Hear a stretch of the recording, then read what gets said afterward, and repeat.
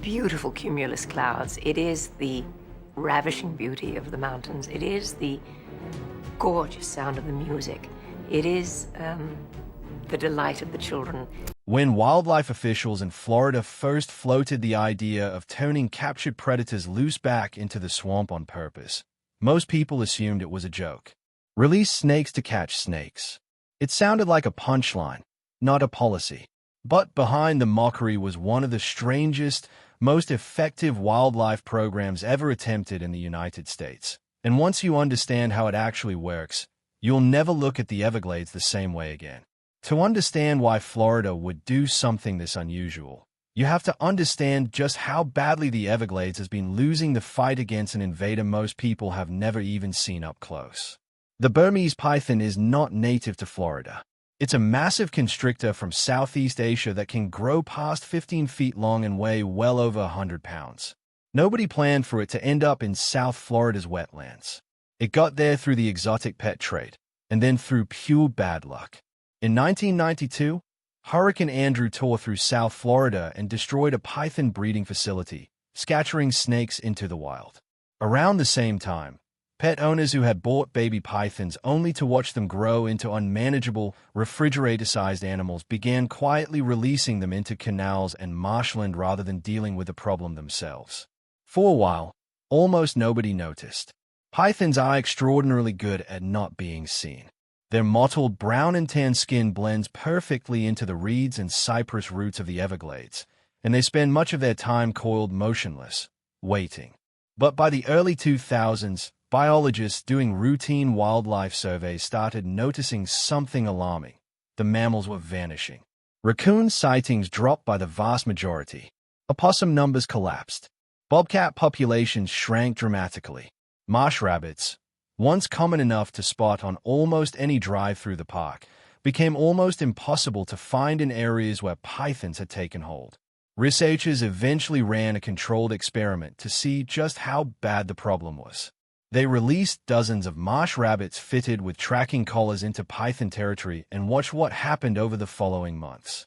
The results were brutal. The overwhelming majority of those rabbits were killed by pythons within less than a year. It wasn't a fluke. It was a preview of what an unchecked invasive predator does to an ecosystem that never evolved defenses against it.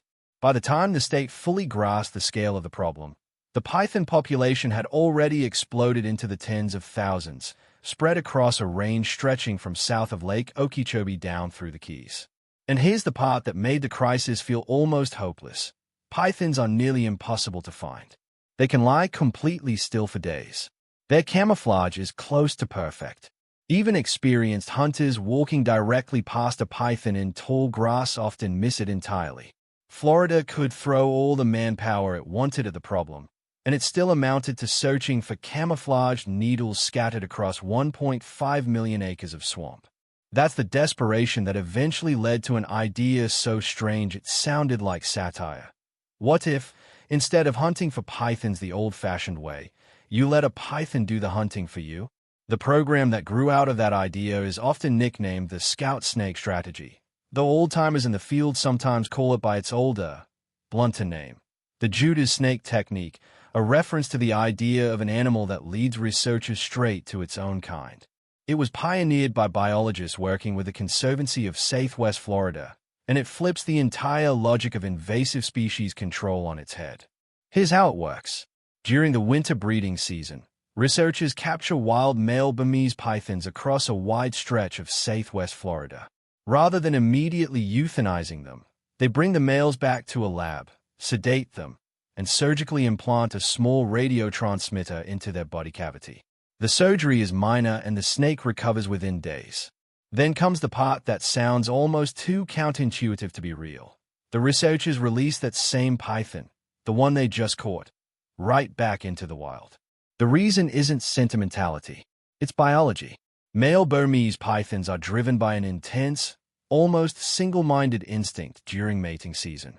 They will travel astonishing distances, sometimes many miles through dense wetland terrain, purely to track down a receptive female by scent. A tagged male doesn't know he's carrying a transmitter. He just does what his instincts tell him to do. He goes looking for a mate. And because researchers can follow his transmitter signal in real time, he ends up doing something no human search team could ever manage on their own. He leads scientists directly to the biggest, most reproductively important females in the entire region. Once the tagged male locates a breeding female, often a massive, egg-laden individual capable of laying between 50 and 100 eggs in a single clutch, researchers move in and remove her from the population. The male, still carrying his transmitter, gets released again to keep working. A single scout snake can end up leading his handlers to multiple females over the course of one breeding season, each one representing dozens of future pythons that never get the chance to hatch. It's a strategy built entirely around exploiting the invader's own biology against itself. The python's greatest advantage in the Everglades, its stealth, becomes useless the moment its own mating drive is turned into a homing beacon. When the scout snake program first expanded, there was plenty of eye-rolling. Even some wildlife professionals were skeptical that tracking a handful of tagged males could meaningfully dent a population estimated in the tens of thousands.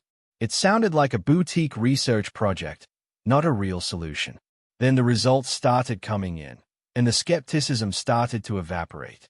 In one recent breeding season alone, biologists monitoring roughly 200 square miles of Collier County territory used their network of tagged scout snakes to track down and remove well over 170 pythons, together weighing more than 4 tons. That wasn't a fluke season either. It broke the program's own previous record. And because so many of the removed snakes were large, mature egg-bearing females, the actual impact on future python numbers was far larger than the raw body count suggests. Removing one gravid female can prevent the birth of an entire generation. The state-run removal effort saw similarly dramatic jumps once it began incorporating scout snake-informed tracking alongside its traditional contract hunting program.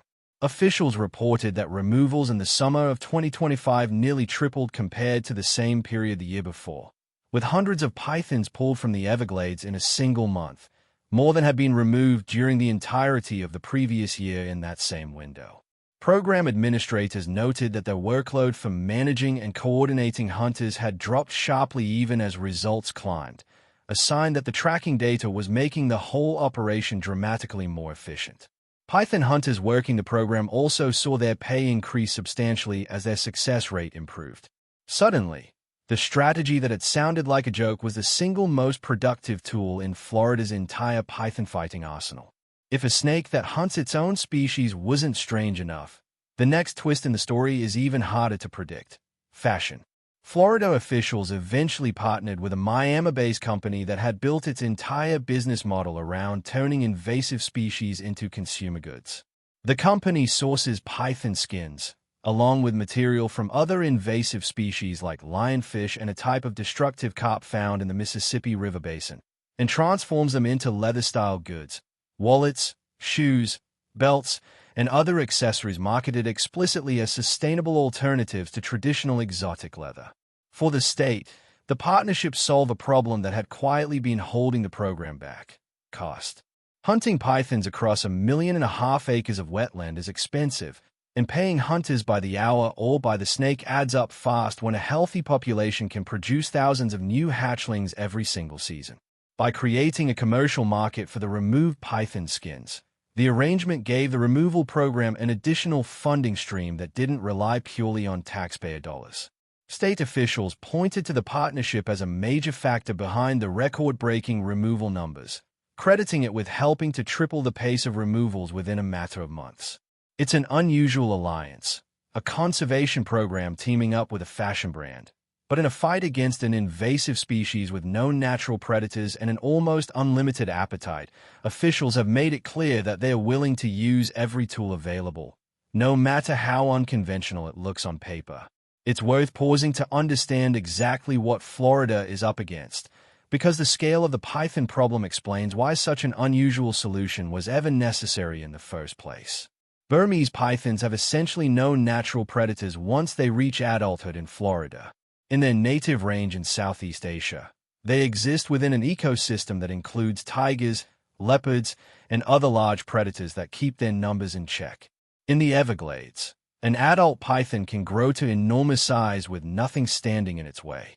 Alligators are about the only animal capable of occasionally taking down a python, and even that's far from a guaranteed outcome. There have been documented cases going the other way, with large pythons killing and consuming alligators. Pythons are also ambush predators with patience most animals simply don't have. They can go months between meals, conserving energy while lying in wait for prey to wander close enough. Their diet isn't limited to small mammals either. Researchers have documented pythons consuming prey as large as full-grown deer, a discovery that stunned scientists and underscored just how serious a threat these snakes pose to Florida's native wildlife at every size class, not just the small mammals initially assumed to be most at risk. Then there's the reproduction problem. A single female can lay dozens to over 100 eggs in one clutch, and Florida's climate gives those eggs and hatchlings ideal conditions to survive and mature. Without an aggressive removal effort constantly working against that reproductive rate, the population simply keeps compounding, year after year, deeper into wetlands that are increasingly difficult for humans to search. Given all of that, it's easier to understand why officials were willing to try something as unconventional as turning captured pythons back loose with tracking devices implanted inside them.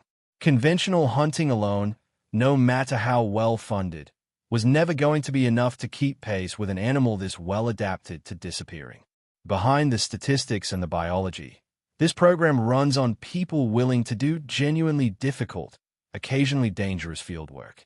Python hunters and researchers spend long hours wading through waist-deep water, thick sawgrass, and dense cypress stands, often in extreme heat and humidity, tracking radio signals that can lead them for miles before they ever lay eyes on a snake. When they do find one, wrestling a python that can weigh over 100 pounds and thrash violently is physically demanding and requires real skill to do safely, both for the hunter and for the animal. Wildlife biologists involved in the Scout Snake program have described the work as slow, meticulous science punctuated by moments of real adrenaline. The tension of following a signal deeper and deeper into difficult terrain, not knowing whether it will lead to a single male, a breeding pair, or an enormous gravid female representing dozens of future pythons in one removal. Researchers have publicly credited the ongoing pressure from these science-based tracking efforts with helping to suppress local reproduction in the areas where the program operates most intensively, expressing hope that sustained effort will continue driving removal numbers down over time as the underlying population shrinks. It's not a glamorous job, and it's never going to fully eliminate an invasive species that's already established itself across such a vast territory. But it represents something valuable regardless, proof that even against an animal seemingly built to disappear into its environment, patient, science-driven strategy can outsmart raw evasive instinct. None of this is happening in isolation. The Scout Snake program is one piece of a much larger, multi-pronged effort that includes the annual Florida Python Challenge, where members of the public compete to remove as many pythons as possible over a set period for prize money. A network of contracted removal agents working state-managed lands across South Florida, an amnesty program that lets exotic pet owners surrender unwanted snakes without penalty, aimed at cutting off future releases at the source, and an active public reporting hotline that lets ordinary residents flag python sightings for follow-up. Since organized removal tracking began in the early 2000s, tens of thousands of pythons have been physically removed from Florida and formally reported to wildlife officials. That number sounds enormous until you consider how many more remain hidden in territory that's simply too remote, too dense, or too waterlogged for any team to search thoroughly. Officials have been candid that total eradication likely isn't realistic at this point. The population is too widely established. The more attainable goal is suppression, keeping numbers low enough, particularly among breeding females, that native species like marsh rabbits, foxes, and bobcats have a fighting chance to recover and stabilize. Early indications suggest the combined approach is working better than anything tried before it. The record-breaking removal seasons, the tripling of monthly totals, and the growing efficiency credited to Scout Snake tracking all point toward a program finally gaining real ground against a problem that once seemed unbeatable. So when people first heard that Florida was releasing snakes back into the wild on purpose, the mockery was understandable. It sounds backwards. It sounds like the kind of decision that only makes a crisis worse. But the reality is a case study in turning an invader's own instincts into the very tool used to defeat it. Nobody released thousands of snake-killing creatures into the Everglades in some dramatic single event. What actually happened was quieter, smarter, and in its own way more impressive. A small number of individually tagged pythons, driven by nothing more than their own biological programming, doing the one thing no human search team ever could. Walking straight into the hiding places of the very population Florida has been struggling for over 2 decades to control. It's a strange kind of poetic justice. The same instincts that helped Burmese pythons become one of the most successful invasive predators in North American history are now being used to hunt them down, one radio signal at a time. Florida didn't unleash an army of predators on its swamps. It just got smart enough to let one invader's own nature become its undoing. And the results, quietly, are speaking for themselves.